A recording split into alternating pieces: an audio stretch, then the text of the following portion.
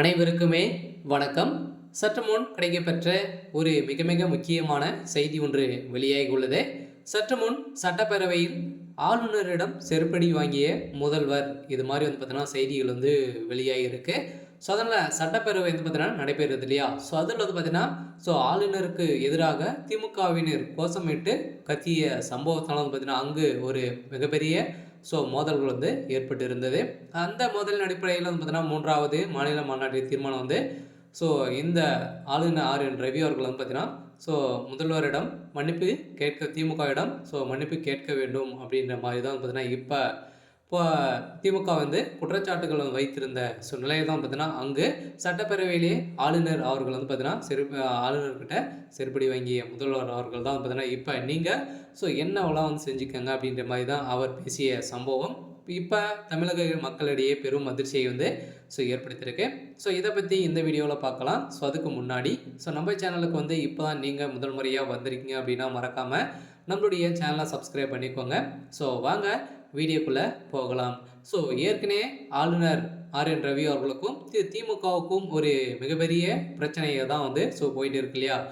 அதனால் அந்த அடிப்படையில் இருந்ததுன்னா ஆளுநர் ஆர்.என். ரவி அவர்கள் தமிழக திமுகவிடையே மன்னிப்பு கேட்க வேண்டும் அப்படின்ற மாதிரி பார்த்தீங்கன்னா எழுப்பிய இந்த தீர்மானத்தில் திமுக சட்டப்பேரவையில் 3வது மாநில மாநாடு ஒரு நாள் மாநாடாக சென்னை கீழம்பாக்கம் பச்சையப்பன் கல்லூரியில் எதிரில் உள்ள ஜெயின் ஜார்ஜ் மைதானத்தில் தந்தை பெரியார் முற்றிலும் பெருஞ்சர் அண்ணா திராவிடத்தில் டாக்டர் கலைஞர் அரங்கத்தில் மிகப்பெரிய பிரம்மாண்டமாக நடைபெற்றுள்ளது. இதில் இன்று ஜனவரி நேற்று நடைபெற்றது இல்லையா? அதில் சனிக்கிழமை திமுக சட்டப்பேரவையில் 3வது மாநாடு சென்னை கிளம்பாக்கம் பச்சை கல்லூரியில் ஜெயின் மைதானத்தில் நடைபெற்றது.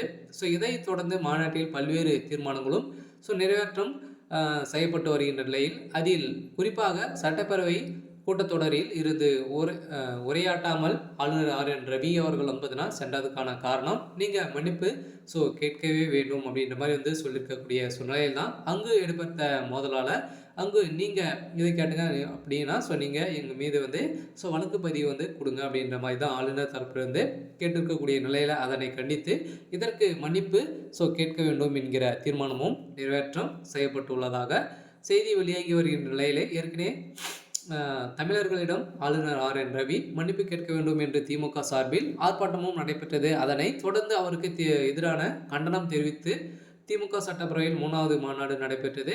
இதில் அதே போல பாலியல் குற்றவாளிக்கு மரண தண்டனை விதிக்கும் வகையில் சட்ட திருத்தம் கொண்டு வர வேண்டும் என முதலமைச்சர் பார்த்தீங்கன்னா இதற்கு தீர்மானம் எடுத்துக்கொண்டு இருக்கக்கூடிய நிலையில் தான் இந்த தீர்மானத்தின் அடிப்படையில் அங்கு நீதிமன்றத்தில் இந்த வழக்கை தொடரப்பட்ட வழக்கில் அங்கு ஆளுநர் ஆர்.என். ரவி அவர்கள் பார்த்தீங்கன்னா திடீர்னு ஆக்ரோஷமாக இருந்து முதல்வர் மீது பார்த்தீங்கன்னா தாக்கிய சம்பவம் தான் பெரும் அதிர்ச்சியை ஏற்படுத்தியிருக்கு.